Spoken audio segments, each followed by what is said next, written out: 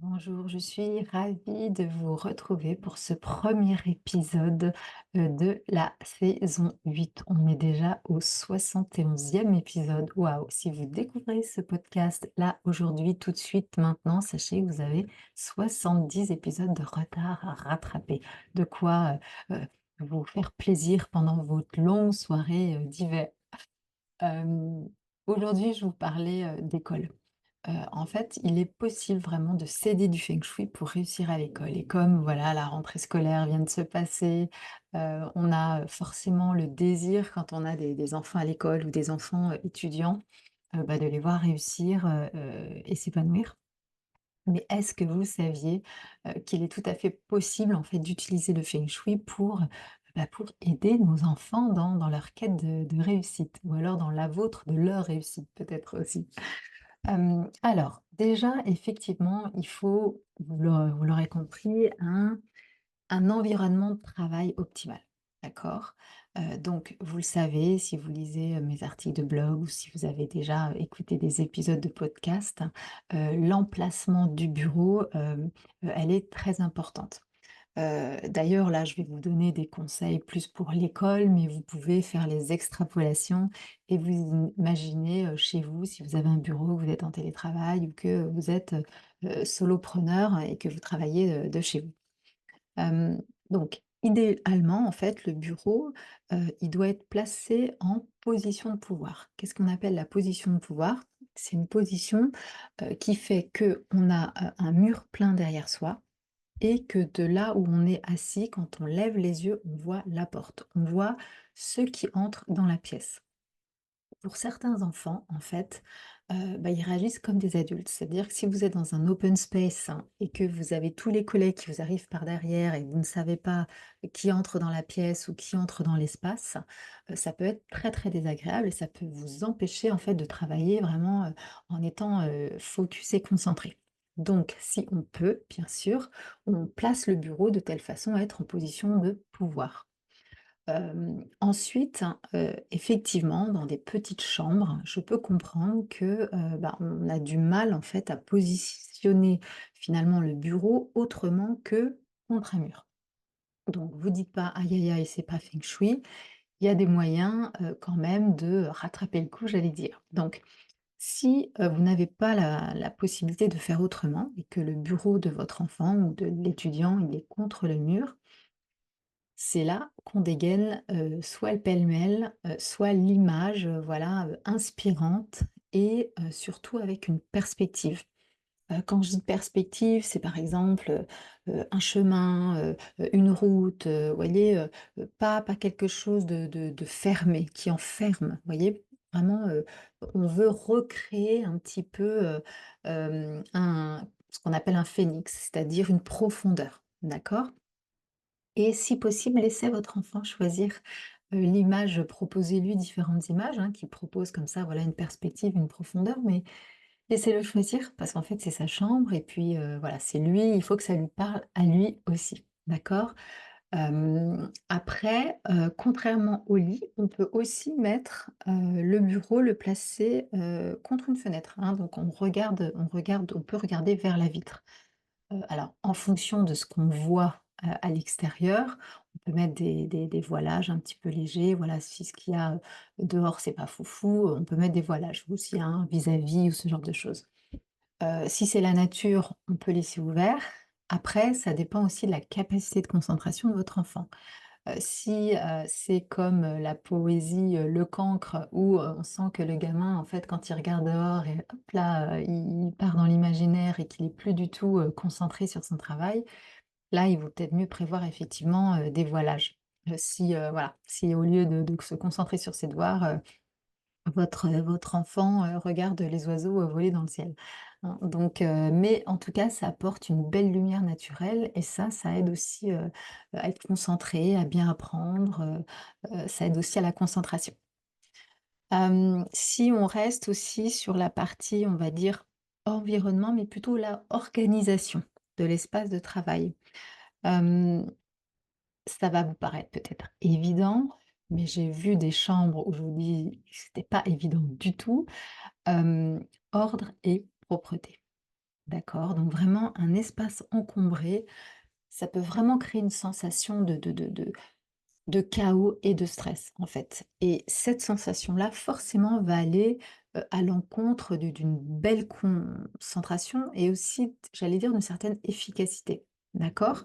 En fait, un espace, pardon, propre et bien ordonné permet vraiment une meilleure circulation de l'énergie. Pensez au chi. En fait, plus le chi il est vibrant autour de vous, plus il est propre, on va dire, plus il est libre et mieux vous êtes concentré, plus vous avez l'esprit clair.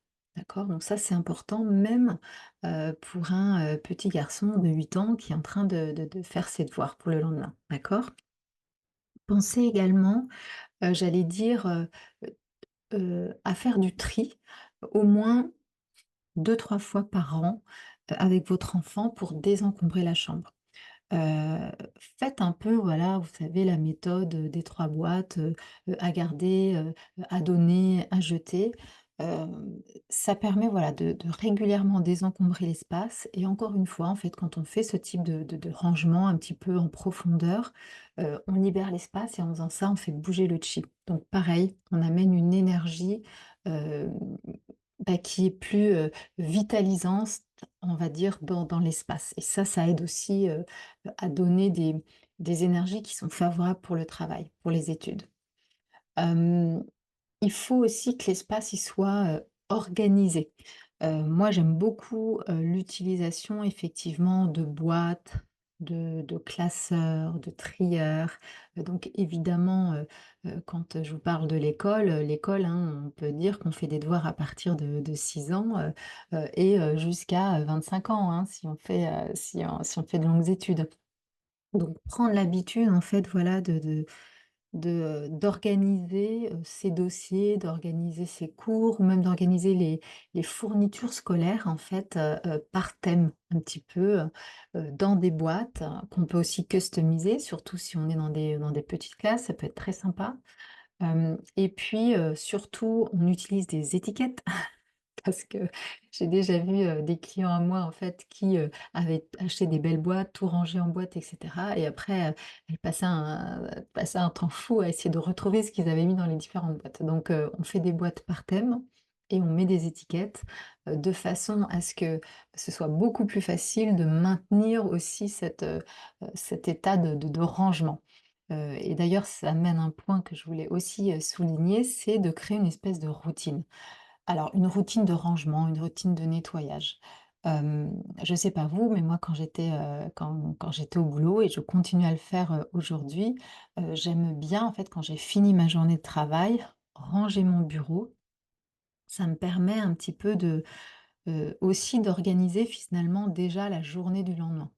Quand j'arrive le lendemain matin et que mon bureau il est rangé ou alors que le seul dossier qui est visible avec le stylo posé dessus, c'est ce que je me suis, proposé ou programmé, pour la matinée, ça met dans une espèce d'élan, de routine de travail.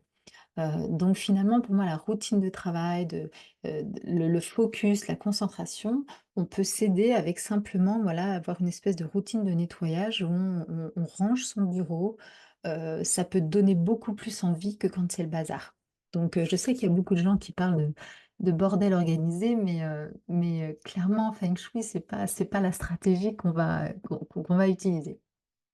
Donc là, tout ce que je vous ai partagé, on était plus sur, finalement, des choses qui sont, peut-être au-delà, du feng shui, ou en tout cas, c'est pas du feng shui traditionnel où on l'entend, mais en tout cas, ce sont des choses qui vont favoriser un qi qui va être vibrant et positif.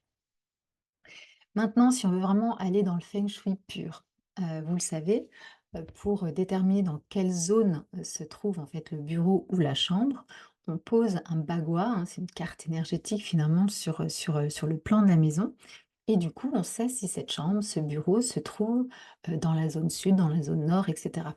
En fonction de la zone, on va venir la nourrir, nourrir l'énergie en fait, pour profiter de son potentiel. En fait, on va lui apporter, l'élément, qu'elle préfère. Donc par exemple, si, la chambre, est, en est, ou au sud-est, donc la chambre ou le bureau, hein, on est donc sur l'élément bois. Donc on va venir, utiliser plutôt des meubles en bois, des éléments bois, ça peut être des plantes vertes ou des couleurs bois. Donc par exemple, le beige, le marron, ou le vert, d'accord? Si à contrario, on est en ouest ou au nord-ouest, là, on est sur de l'élément métal, donc on va utiliser plutôt des objets, des éléments en métal et puis des couleurs qui iront, du blanc au gris, au doré, à l'argenté. Donc voilà, il y a 5 éléments, chinois: bois, feu, terre, métal et eau. Si, vous découvrez les 5 éléments, chinois au moment d'écouter ce podcast, sachez que sur la première saison, j'avais fait quand même pas mal d'épisodes sur un petit peu les fondamentaux et il me semble, oui, j'en suis quasiment, certaine à 99 que j'ai fait un épisode sur les 5 éléments, chinois. Voilà. Donc là, vous saurez effectivement quels sont les 5 éléments et comment on nourrit. Voilà. Donc ça, c'est la première étape. La deuxième étape, il y a, en feng shui, donc dans l'école Bazzai, ce qu'on appelle, le chiffre quoi ou le Mingguo et ça dépend de votre date de naissance. Donc vous pouvez aller, sur mon site, vous avez un calculateur de chiffres quoi. Vous mettez le genre et la date de naissance de votre enfant, ou la vôtre, hein, si c'est pour votre bureau et puis, ça vous donnera votre chiffre quoi, mais surtout ça vous donnera 4 orientations qui vous sont le plus favorables. Donc l'idéal, c'est de pouvoir, heu, orienter ce bureau vers une de ces orientations favorables. C'est-à-dire que quand vous êtes assis, à votre bureau, quand votre enfant est assis, il regarde vers l'ouest, le nord-ouest, le sud-est et cetera. C'est ça qu'on appelle l'orientation, d'accord? Après, donc ça, c'est les 2 choses que vous pouvez gérer, on va dire, en toute autonomie. Après, pour mes clients, je vais plus loin, quand ils, passent par moi pour faire une expertise. Donc là, dans une expertise approfondie, on va rajouter une grille de lecture, ce qu'on appelle les étoiles volantes. Les étoiles volantes, c'est un petit peu comme si je vous disais que j'avais un moyen de décoder un petit peu tous ces flux d'énergie qui traversent, votre maison et contrairement aux méridiens qui sont les mêmes, on va dire pour chaque, être humain, il y a, plus de 200 grilles de lecture d'étoiles volantes en fonction de la date de naissance de votre maison, en fonction de son orientation. Donc, voilà, c'est pas, ce sont vraiment des analyses qui sont personnalisées parce que, vous n'avez pas forcément, les mêmes méridiens dans votre maison, les mêmes flux d'énergie que la voisine, d'accord? Donc moi, je vais effectivement regarder ces étoiles parce que certaines étoiles et notamment certaines combinaisons d'étoiles qui vont être favorables justement pour, par exemple, la réussite, dans le académique, ce qu'on appelle la réussite académique. Et puis aussi les étoiles annuelles. Donc ça, vous pouvez voir, par exemple, et ben, on va plutôt regarder, admettons, l'étoile 4, par exemple, qui elle favorise effectivement tout ce qui est, apprentissage. Voilà. Donc voilà ce que je voulais vous dire, aujourd'hui sur, comment effectivement le feng shui peut aider votre enfant à mieux réussir à l'école. Donc on a effectivement l'emplacement du bureau par rapport à la chambre, par rapport à ses orientations favorables.